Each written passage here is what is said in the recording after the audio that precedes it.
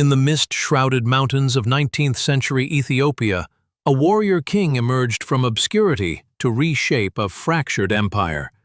His name was Tewodros II, a visionary reformer, a brutal conqueror, and the architect of modern Ethiopia, who would die defiantly with a queen's pistol at his throat. This is the epic tragedy of the emperor who dared to dream of unity.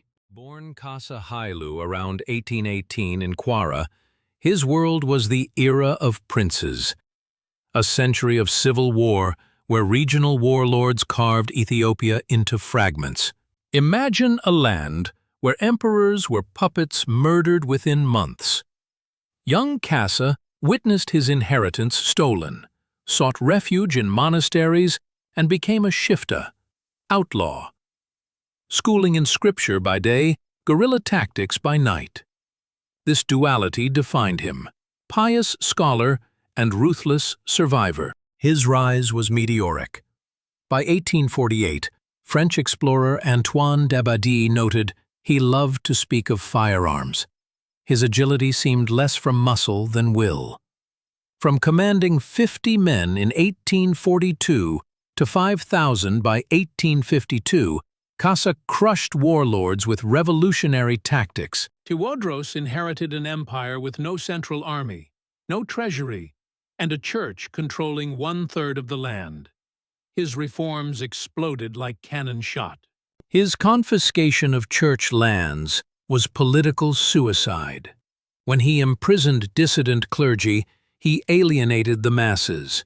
Yet without this radical centralization, Ethiopia might never have survived European colonialism. Even his prisoners became legends. After conquering Shewa in 1855, he took Prince Saleh Mariam, future Emperor Menelik II, as a ward, educating him in governance while keeping him hostage.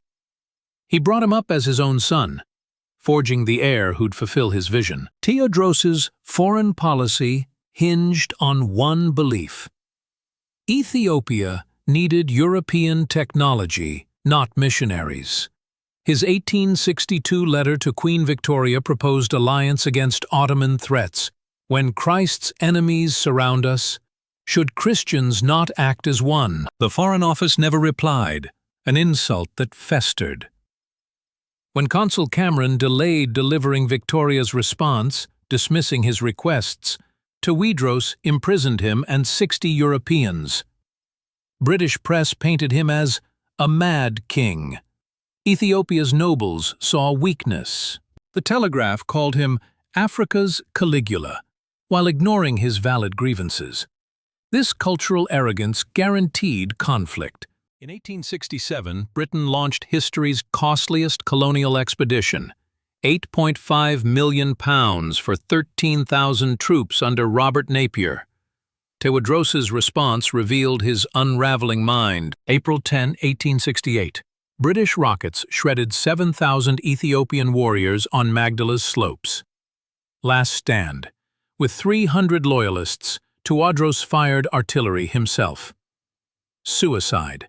On April 13, he placed Queen Victoria's gift pistol to his head, declaring, "An emperor does not surrender." They found him slumped by the gun, blood on his white robe. Soldiers stripped his body, cutting hair for trophies as the treasury burned. Tewodros failed in his lifetime, but ignited Ethiopia's rebirth. His successors copied his playbook. Menelik II used European arms to crush Italy at Adwa, 1896. Haile Selassie centralized church-state power he envisioned, symbol. Marxists and monarchists alike claim his reformist spirit. They took our emperor's hair like a trophy. But Magdala's loot must return. It's our soul they stole. March 2019. UK returns Tewodros's hairlock.